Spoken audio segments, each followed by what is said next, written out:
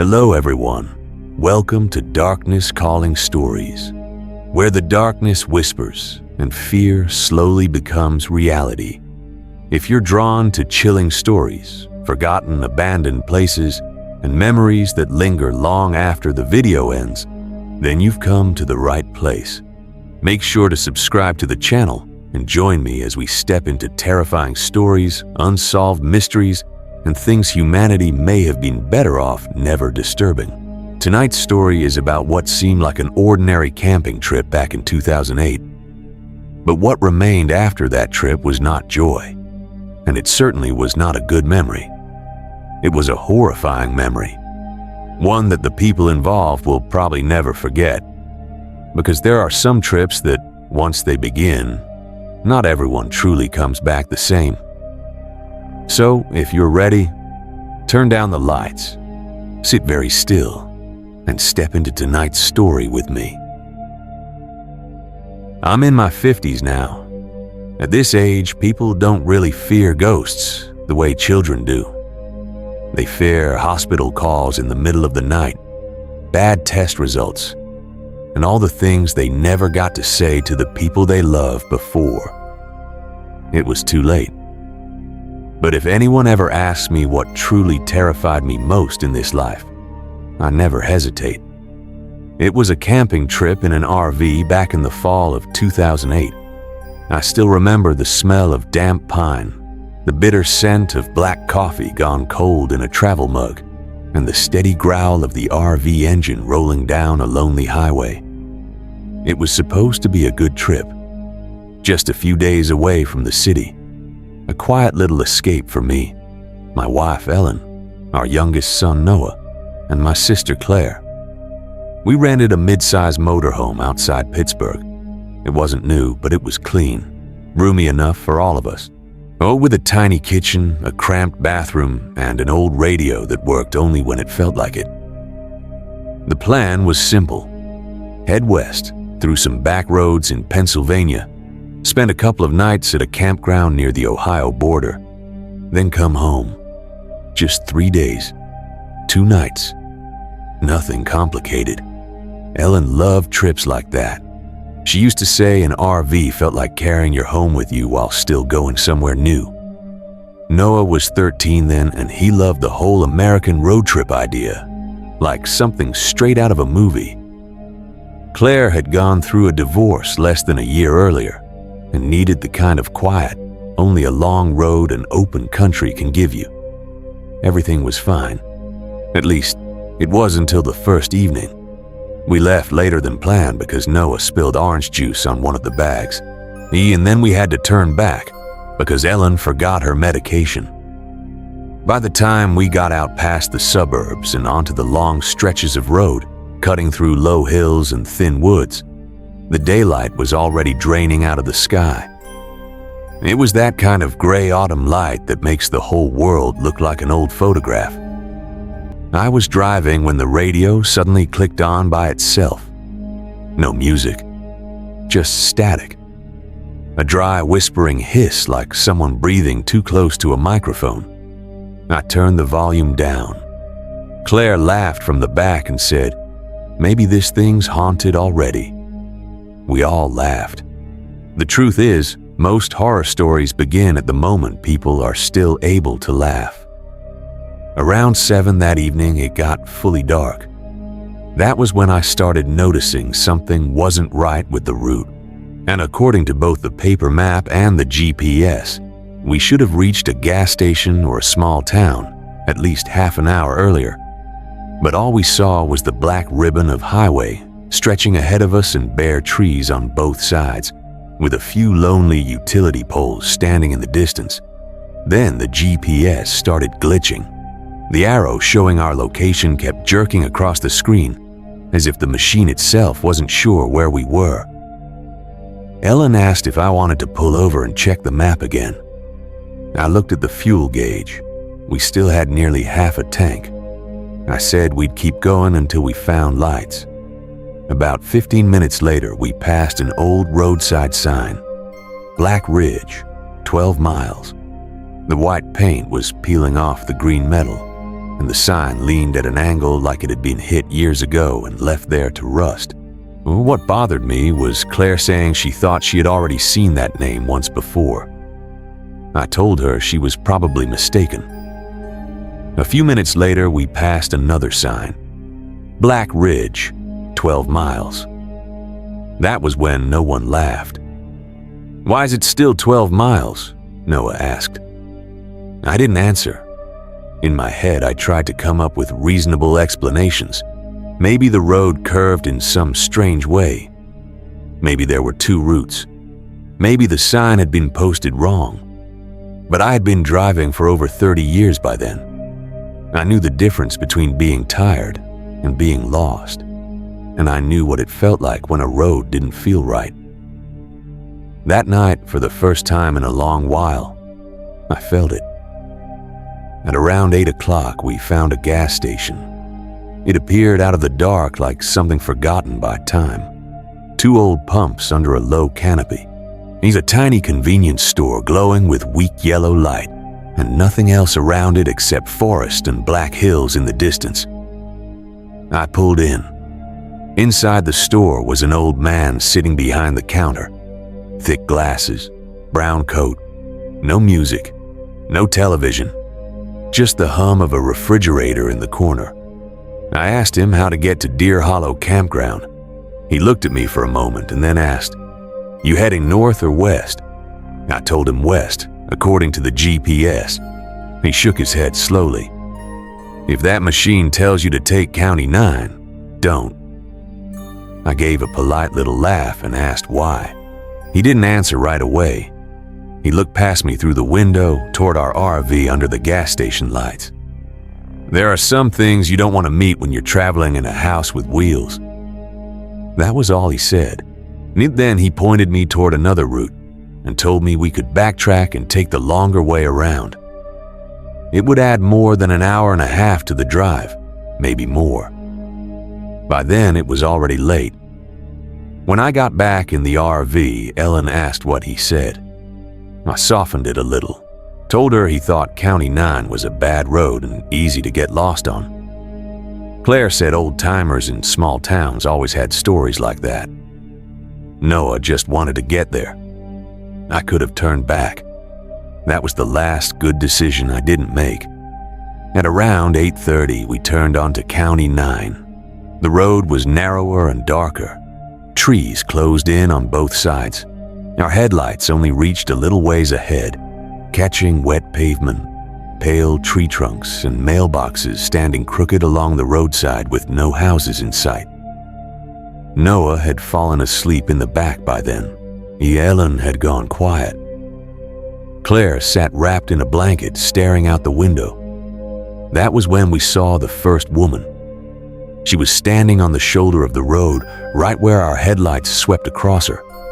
Tall, thin, barefoot, wearing a long white nightgown. Her black hair hung forward, covering most of her face. She wasn't waving. She wasn't moving. She was just standing there with her head tilted slightly down, as if listening to something beneath the ground. I jerked the wheel a little. "Oh my God," Ellen whispered. For a split second, instinct told me to stop. But Claire said fast and sharp, "Don't stop. Keep driving." Her voice sounded different, thin and tight, like a wire about to snap. As we passed the woman, I looked in the side mirror. She was still standing in the same place. But what chilled me was this. In the mirror, she wasn't turned away from the road like I thought. She was facing the RV, and her hair wasn't covering her face, not because the wind had moved it, because she had no eyes, just two black hollows sunk deep into her face. I hit the gas hard enough to make the whole vehicle shake. Ellen told me not to look back. I told her I wasn't going to. No one said anything for the next 10 minutes. All we could hear was the hum of the tires, the soft rattle of dishes in the kitchenette, and the rain beginning to tap against the windshield. It wasn't a heavy rain, just a cold mist that smeared across the glass, while the wipers dragged back and forth with that dry, uneven squeal. The GPS went dead. The cabin lights flickered twice. My hands started to feel cold on the steering wheel, even though the heater was on. Claire said quietly, "Hey, I think something's following us." I almost laughed at that because it sounded impossible. But then Ellen turned to look out the back window and asked, "Do you see those lights?" In the rearview mirror, far behind us, were two headlights. I felt a little relief. Another car meant we weren't completely alone out there. But something about it was wrong. Those lights never changed distance. No matter how fast I went or how much I slowed down, they stayed the same distance behind us. Too low to the road, too steady. Almost like they weren't driving so much as gliding. 10 minutes, then 20. Still there. Claire suggested I pull over and let them pass. I said no. I didn't know why exactly, but I didn't want anything coming up beside our windows on that road. Then Noah woke up. He sat up too fast, staring toward the ceiling. "Who's walking on the roof?" he asked. I remember those exact words. "Who's walking on the roof?" Ellen turned around. "What did you say?" Noah wasn't joking. His face had gone white. "I hear footsteps," he said, "from the front to the back." Then I heard it too. Thunk, thunk, thunk. Heavy, slow footsteps, directly above us. There was no way anyone could be up there. We were driving over 40 miles an hour in cold rain on an empty back road. But the footsteps kept moving, from the front of the RV to the center, then stopping somewhere above the rear sleeping area. Ellen pulled Noah close. Claire started crying quietly. I just held the wheel and kept driving. There are moments in life when survival isn't about fighting or understanding. It's just about moving forward and hoping you can outrun whatever chose you. Around 9:30, we came across a roadside rest area. That makes it sound better than it was. It was really just a gravel pull-off, a concrete restroom building, a dead vending machine, and a rotting wooden sign you could barely read. I decided to stop. Not because I wanted to, but because I had to know whether there was really something on that roof. The rain was still falling, thin and cold. When I stepped out, the air hit my face like ice water. The whole place smelled like wet leaves and mud. I took a flashlight and shined it up onto the roof. Nothing. No person, no footprints, nothing at all. But on the side of the RV, running nearly the full length of the vehicle, were 5 deep scratch marks. Each one was made of 3 long, parallel gouges cut straight through the paint. Not branches. I had driven enough roads to know what branches looked like. These looked like something with claws had dragged them slowly along the side while we were moving. Before I could call the others out to look, Noah screamed from inside. I ran back in. He was standing in the middle of the cabin, pointing at the rear window with a face so pale it looked gray. There was a handprint on the fogged glass. Long fingers. Too thin. Too long to look human. And in the condensation, something had written 2 words. Don't sleep. Claire started panicking for real then. Ellen said we needed to leave immediately. I wiped the window with a towel, checked every lock, every latch, then got back in the driver's seat. As I started the engine, I glanced toward the concrete restroom building. There was someone standing behind it, a woman in white, head tilted, no eyes. I didn't look twice, and I pulled back onto the road as fast as I could. By 10 o'clock, no one was talking anymore. The air inside the RV felt thick and wrong.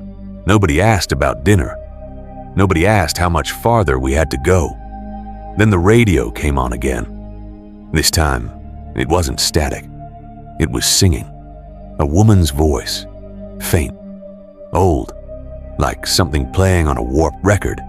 I couldn't make out the words, but it sounded like some kind of hymn. Slow. Mournful. off somehow, like only half the melody was right. I reached to turn it off. 3 seconds later, it turned itself back on. Ellen touched my arm. "Don't turn it off again." I looked at her. "Why?" Her voice shook when she answered. "Because I think as long as the singing is playing, whatever's out there can't get inside." I didn't ask how she knew that. At that point, any logic was better than none. So we left it on. Then the engine died. No warning, no sputter, no strange noise. It just stopped. The RV rolled a few more feet and came to a dead stop in the middle of that road. Forest on both sides. No lights ahead, no lights behind. Just rain, the faint sound of the radio hymn, and my own heartbeat pounding in my ears.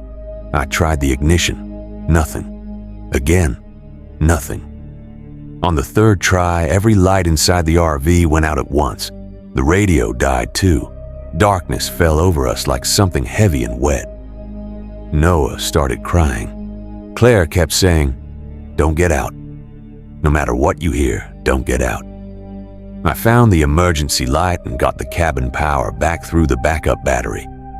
A weak yellow glow filled the inside again, just enough to see everyone's faces. Then came the knock. 3 slow taps. Knock, knock, knock. Not loud, not frantic, polite, like someone visiting late at night. No one moved. Then it came again, this time on Ellen's side window. Knock, knock, knock. She dug her fingers into my arm so hard it hurt. I forced myself to look. No one was there. But fog was spreading over the glass, and from outside, an invisible finger dragged one long line down the window. Then another. Then another. 3 parallel marks, just like the scratches on the side of the RV. Noah screamed when something began moving across the roof again. But this time, it wasn't footsteps. It sounded like someone crawling. Scrape, drag, scrape, slowly pulling itself from one end of the roof to the other. Then back again, like it was searching for a way in. That was when I did the one thing I still don't know whether to call brave or stupid. I grabbed the metal tire iron. He unlocked the front door and stepped outside. Ellen shouted for me not to, but I couldn't sit there anymore. If we stayed stuck on that road, we were done. Rain hit my face hard and cold. The dark outside felt thick, almost solid. I swept the flashlight beam around the RV. Nothing. But when I rounded the front, I stopped cold. There were handprints all over the windshield, dozens of them. Big ones, small ones, long, crooked ones, as if a crowd had been standing there in the dark, pressing their hands to the glass and peering inside. I heard Ellen call my name from the RV, and then from somewhere in the trees, I heard a woman laugh, not loudly, not wildly, just a dry, broken little laugh, like a throat that hadn't been used in years. I turned the flashlight toward the woods. At first, I saw nothing, and then I realized there were figures standing among the trees. Still, silent, not coming closer, just standing there in the rain and darkness. Tall ones, short ones, 6 maybe, no, more than that, all facing the RV. I didn't run right away. I froze just long enough to see one of them lift its head slightly as if smelling the air. Then my body finally caught up with my mind. I ran back inside, slammed the door shut, and locked it. "There are people in the woods," I said. But deep down, I already knew I was lying to all of us. I did not believe they were people. About 15 minutes later, the engine started on its own. I swear to God, I did nothing. The key was still in place, but the vehicle had been dead. Completely dead. Then suddenly the dashboard lit up. The engine coughed, and the whole RV came back to life as if nothing had happened. But I didn't waste a second. I hit the gas. The RV lunged forward, tearing down that road, leaving the trees behind. But as we picked up speed, something slammed onto the rear of the vehicle so hard, the whole thing shuddered, like something had jumped down from the roof. Claire looked out the back window and screamed. I didn't. I couldn't. But Ellen did. Later, she told me that for one brief second, in the red wash of our brake lights, she saw the woman in white standing in the road behind us, hair hanging loose. Those empty black eye sockets fixed on the RV, her mouth stretched wide in a way no human mouth ever should be. And all along both sides of the road, shapes stood in the rain, watching us leave, as if they were seeing someone off. We drove without stopping until nearly midnight. Is when we finally reached a real town, one with streetlights, a diner, and a police station. I've never been so grateful to see something ordinary in my life. We pulled into an old motel and took a room even though the RV had beds. None of us wanted to spend another second inside that thing. The next morning, I called the rental company. They sent a man out to pick up the vehicle. As he inspected the side, he asked where we'd hit something badly enough to leave scratches like that. I didn't answer.